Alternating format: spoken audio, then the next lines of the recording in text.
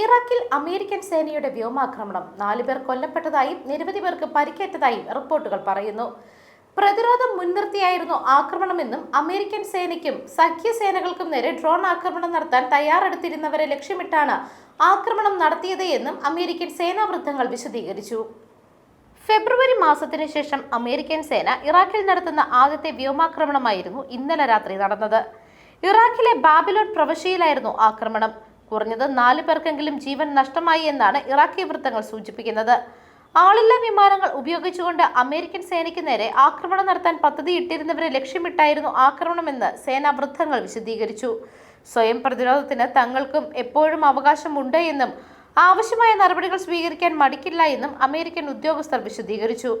ആക്രമണം നടന്ന വിവരം ഇറാഖിലെ സുരക്ഷാ സേനയുമായി ബന്ധപ്പെട്ടവരും സ്ഥിരീകരിച്ചു.